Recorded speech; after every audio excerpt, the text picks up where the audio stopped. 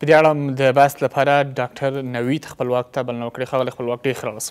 سلام تاسو ته او زموږ لیدونکو ته. وعلیکم سلام. پیل له دې وکړو چې فکر کوئ اصلي علتونه څه کیدلی شي په نري رنځ د ناروغانو اخته کیدو؟ د نري رنځ یا د توبرکلوز اصلي علت معلوم ده، یو بکتریا ده د مایکوبکټیریم توبرکلوسس په نامه چې تقریبا ډېره لوړه فیصدي د همدې بکتریا په واسطه دا ناروغۍ منځته راولي. ولې د دې ترڅنګ د مایکوبکټیریم بوویس په نامه هم یو بکتریا کیدلی شي چې دا که د مثال په توګه یو حیوان ناروغ وي په توبرکلوسس اخته وي او موږ د دې حیوان له مشتقاتو استفاده کوو، دا کیدلی شي موږ په توبرکلوسس باندې اخته کړي. او د دې ترڅنګ د اپورچونسټیک مایکوبکټیریا په نامه باندې هم عیناً بکتریا موجوده ده، خو دا په مشخصو ناروغانو کې د توبرکلوز سبب ګرځي. هغوی چې ایمیونو ډیفیشنټ دي، په دې معنا چې د دې دفاعي کرښې له پخوا ضعیفه شوي دي، د شکر ناروغۍ درلودله، ایډز، ایچ آی وي او سرطانونه. یعنې په مجموع کې یوه بکتریا چې موږ د بهرني محیط نه اخلو او دا په اوږد مهاله کې د یو مزمنې ناروغۍ یا د توبرکلوسس د سل مرض یا نري رنځ سبب ګرځي. صحیح. فکر کوئ چې دغه بکتریا له څه جوړېږي، بیا یو انسان ته انتقالېږي بیا په دې ناروغ؟ بکتریا له څه نه جوړېږي؟ دا د خدای خلقت ده، په طبیعت کې موجودات دي. لکه انسانان د طبیعت یوه برخه ده، بکتریا، وایرس، پرازیتونه دا هم په دې طبیعت کې موجود دي.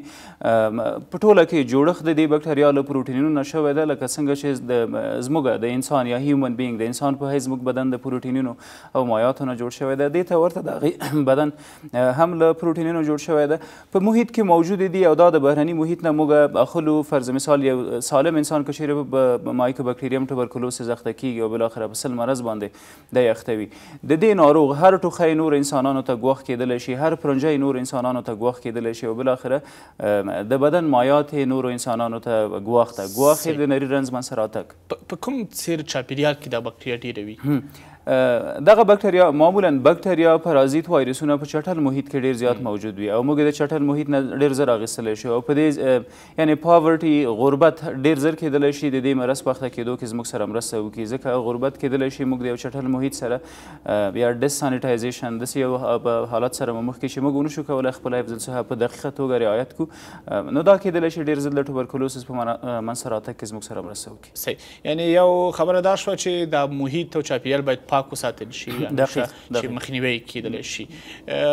بل اساسي خبره دا ده چې څومره لکه تاسو اشاره ورته وکړه که چیرې یو کس په دې ناروغۍ اخته شي او له ټوخي یعنې انتقالېږي که نه لیږدېدونکې ناروغي ده، اساسي خبره دا چې د ذهنیتونه فکر کوئ څنګه جوړ شي چې که چیرې څوک په دې ناروغۍ اخته وي نو باید دا یو شرم ونه ګڼي چې که څوک ورته وایي چې ته دې مثلا هغه د څښاک یا د خوړو لوښی بیل کړه یا د ځای بیل کړه.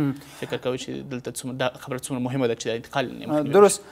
د توبرکلوسس یا سل مرض یا د دې ناروغۍ په انتقال کې که وایي دا په ټوله کې یوه ساري ناروغي ده. ساري په دې معنا چې له ناروغ نه به روغ انسان ته انتقالېږي او د انتقال طریقې مشخصې دي. اوس دلته عامه پوهاوی ډېر مهمه ده. د غربت، پاورټي او د دې ترڅنګ د عامه پوهاوي د کچې لوړېدل دا ډېر مهمه دي زموږ سره د توبرکلوسس په مخنیوي کې. فرضاً د سواد کچه که پورته وي هغه ناروغ په دې باندې پوهېږي چې زه په توبرکلوسس اخته یم، د دې شر سره زه مخ یم، نه غواړم نور انسانان د کورنۍ نور غړي د دغې ستونزې سره مخ شي. دا کولی شي په خپله حفظ الصحه رعایت کړي. نور رسنۍ او خولې رسنۍ کیدلی شي ډېر ښه رول ولوبوي. موږ کولی شو د توبرکلوسس په هکله عامه اذهان روښانه کړو چې دا یوه ساري ناروغۍ ده. که چیرې د کور یو غړی په دې ناروغۍ اخته وي، نور غړي له ګواښ سره مخ دي، باید حفظ الصحه په دقیقه توګه رعایت کړي، په ډېر خپل وخت په ټاکلي وخت د ډاکټر سره خبرې وکړي، د هغه هدایتونه چې دي هغه په وخت باندې عملي کړي او ترڅنګ یې انټي توبرکلوس تراپي یا د توبرکلوس ضد دواګانې دی باید استعمال کړي. دا نه یوازې کورنۍ ته او په کورنۍ کې موجودو غړو ته ګواښ ده، بلکې په مجموع کې دغه ټولنې ته ګواښ ده. د یو انسان نه بل ته بالاخره دا ساحه انډیمیک کېږي، ټول هغه سیمه د توبرکلوس په نامه پیژندل کېږي. نو عامه پوهاوی او د سواد د کچې لوړېدل ډېره مرسته کوي. اصلي نښې څه دي فکر کوم؟ د توبرکلوز نښې موږ لومړی باید توبرکلوز یو څه عامه ذهنیت داسې عیار شوی چې توبرکلوز یوازې په سږو کې یا ششونو کې منځته راځي. نه، داسې نه ده. یو ډول د توبرکلوسس چې هغه ته موږ پالمونري توبرکلوسس وایي دا په سږو کې منځته راځي او د هغې مشخصې نښې د سږو وظیفه د اکسیجن تبادله ده د وینې سره. نو موږ که احیانا په سږو کې توبرکلوس یا بله هره ناروغۍ ولرو نو دغه پروسه به یو څه مختل کېږي. د دې ترڅنګ ټوخی په مریض دوامداره ټوخی لري. وچ ټوخی ځینې وخت دغه دغه ټوخي کې بلغم هم موجود وي او بلغم په وینو ککړه وي چې موږ هیماپټیسس بولو. د دې ترڅنګ د وخت په تېرېدو مریض په خپل وزن کموي او د شپې لخوا چې ویده کېږي یا بل هر وخت چې دی ویده کېږي نو دا خولې کوي او په دوامداره توګه مړه تبه لري، یعنې د ده وجود نسبتا ګرم وي.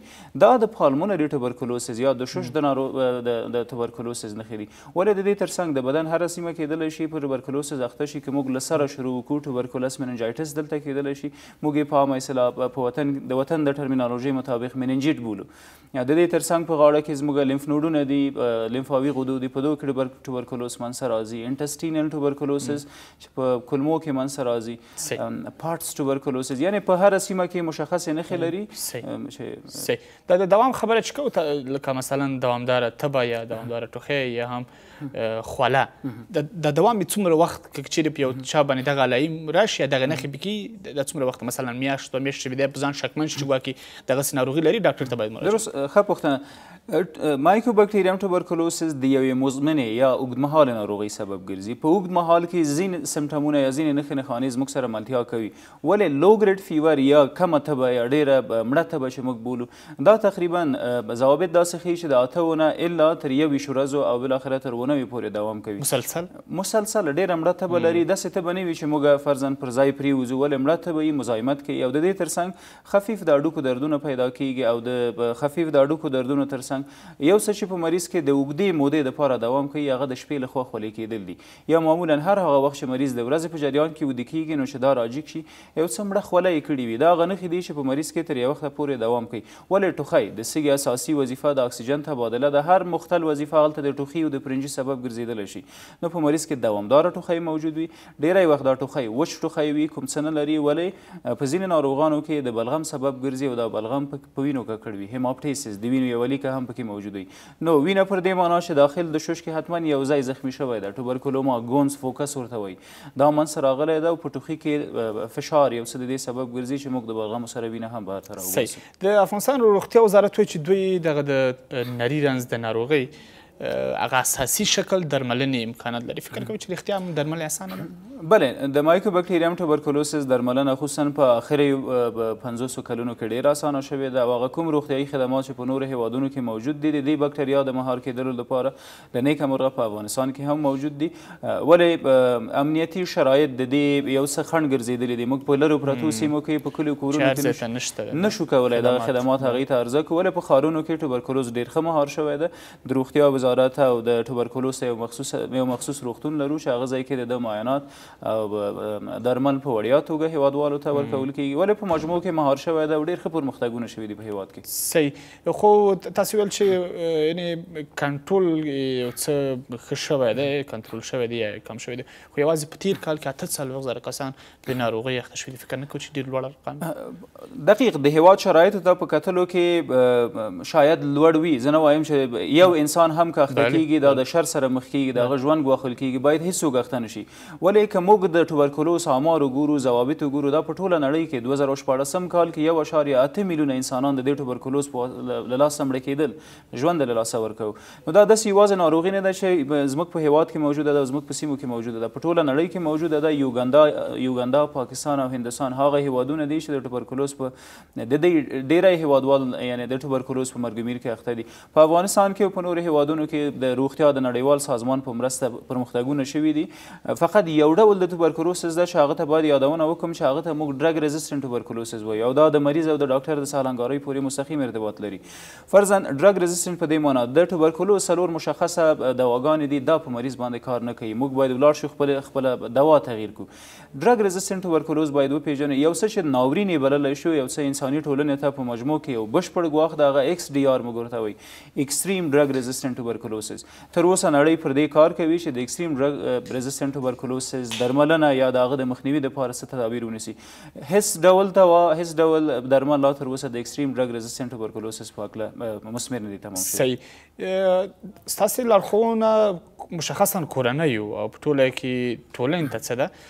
یو خو په انفرادي شکل کورنۍ باید د چاپیریال او دوی چې کوم ځای کې اوسېږي د کور پاکوالي ته باید متوجه اوسي چې په دې ناروغۍ غړي اخته نه شي. په ټوله کې دغه محیط یا یو کلی یا ولسوالي یا ولایت په ټوله کې افغانستان ستاسې لارښوونه څنګه باید توجه ورته وشي؟ د یو ډاکټر په حیث ما د خپلو ټولو هیوادوالو ته فقط څو ټکي دي چې د ټوبرکلوز په مهار کېدلو کې یوازې ډاکټر او طبي خدمات مثمر نه دي. موږ باید خپله هم لاس په کار شو. فرضاً د کورنۍ یو غړی مو په ټوبرکلوسز باندې اخته ده، حداقل که دا بهر وځي موږ باید دته هغه ابتدایي تعلیمات ورزده کړو کوچنی وي چې ستا ټوخی نورو ته مضر ده، ستا پرنجی نورو ته مضر ده. په کراوډینګ یعنې په هغه ساحه کې چې ډېر نفوذ وي، ډېر ګڼه ګوڼه وي، هغه ځای کې ستا ګرځېدل حتی هغه نورو خلکو ته ګواښمن کېدلی شي.